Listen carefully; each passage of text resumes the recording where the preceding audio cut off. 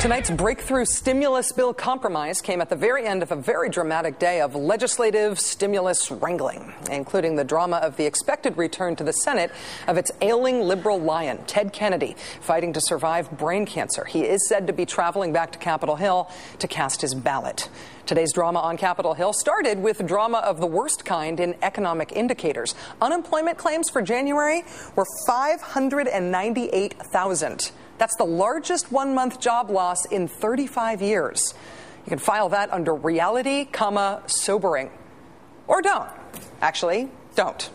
If you would rather make political hay than try to fix this problem. Don't admit to the sobering reality of just how urgent this crisis is if, instead of coming up with the most effective way to solve it, you'd like to use it to get your what would Ronald Reagan do ideological dance card punched for political purposes at the expense of your country. To try to rush this through this week, Harry Reid has said, you guys aren't going home until we pass it this week.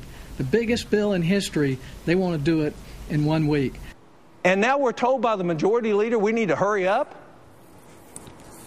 Hurry up is what's got us in this trouble. We need to slow down, take a time out, and get it right. Delay is preferable to error. Let's not rush into doing this the wrong way. No rushing. No need to hurry. Slow down. I hate to be the one to call bullpucky here, but bullpucky. We're in this economic crisis because people aren't buying enough stuff. There's supply, but there's no demand. People aren't buying. Every job that gets lost, every day a job is lost, means that someone's got even less money to buy stuff, which means that less stuff gets bought, which is worse for business, which begets more unemployment. This is something that snowballs. The timing does matter. There is urgency. There is actually, literally, scientifically, economically, a big need to hurry. It's not a matter of perception. It's the truth. And while we're calling bullpucky here, as we consider exactly why this stimulus bill had to be watered down to a 58-42 spending to tax cut compromise that compromises the likelihood of this rescue actually doing any good, consider the arguments by the side that demanded the watering down.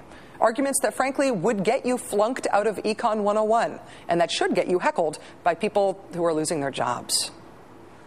This so-called stimulus bill is really just a long laundry list of Washington big government spending programs, not anything focused or disciplined that will really create jobs in the short term in this economy.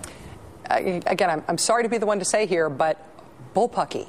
Republicans may not like it, but the way to create jobs fast is through spending. The point of the spending is to save jobs by spending money, by buying stuff, which is the thing that isn't happening in the economy right now. How many times does this have to be said? In some cases, the way to create jobs and to save jobs is to directly provide them. Jobs doing stuff like repairing roads and building schools and fixing bridges. Literally giving money to people who will spend it in the economy that needs people to be spending money in it. That is stimulus. Government spending programs. That is actually what economic stimulus is, technically. Can I get a little help here, Mr. President? Then you get the argument, well, this is not a stimulus bill, this is a spending bill. What do you think a stimulus is? Yes. That's the whole point. Yes. No, seriously. That's the point. That's the point. Now, the Republican response to President Obama came in part from the one senator whose economic ideas were really embarrassingly, thoroughly, directly rejected this past November. The whole point, Mr. President, is to enact tax cuts and spending measures that truly stimulate the economy. Bullpucky. Bullpucky. I'm sorry. Anytime somebody says tax cuts when they're talking about stimulus, they ought to be laughed at. Not because you're mean and you laugh at people who are dumb, but because it's dumb. Despite that economically inconvenient truth that tax cuts are way less stimulative than just spending, Republicans have just been running with it anyway. What my amendment essentially would do is say that $936 billion ought to be divided evenly among people who file income tax returns in this country. There are 182 million filers, all of whom could have a significant tax cut if you took a $936 billion price tag and divided it up among those 182 million filers. But what would it be for? We're actually talking about an economic stimulus package, not $936 billion worth of tax rebates, which frankly is a neat idea, but it's not a stimulus. This is bullpucky. According to Moody's.com, every dollar spent on non-refundable tax rebates generates about $1.02 of economic activity. Every dollar spent on, say, infrastructure, which Senator Thune would like to gut, creates $1.59 in economic activity. Why would we waste 57 cents on the dollar?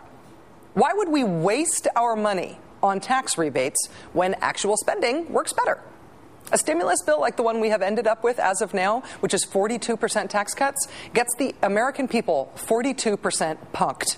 It is a waste at a time that we can't really afford to waste. And we can't afford to dither. We need economic stimulus, which frankly, I'm sorry to say, it's spending. Another idea being offered up by a conservative but bipartisan group of senators was reportedly to attract Republican support for this measure by cutting funding for food stamps. What is the single most productive stimulus that we know of? Food stamps.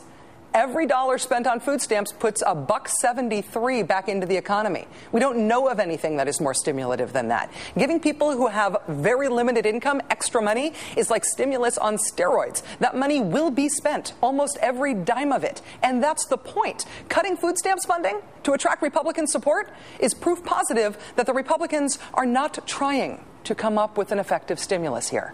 If your house is on fire and you call the fire department and your fire department tells you to pour gasoline on the flames, they're not actually making a good faith effort to help you put out the fire. They're not a good fire department. If you're working up policy to fix an economic crisis, which is characterized by there being no spending in the economy, and someone in that debate says, okay, but cut the spending out of the rescue plan, they're bad at making policy. And you know what? It matters when you're wrong. A whopping proportion of the Republican rhetoric about stimulus is wrong. It's wrong. It's total economic bullpucky. It's just wrong. The time is now to take the radical step as Americans, as civic-minded Americans concerned about our future. It's time to take the radical step of privileging correct information over incorrect information. The stakes are too high to let the bullpucky survive in this debate. If you are wrong from here on out, you should lose the argument. And you should lose your political potency. Form a Flat Earthers Club or something where you talk enthusiastically to each other about your made-up economic ideas that aren't based in reality. But get out of the way of the people who are actually trying to save the country.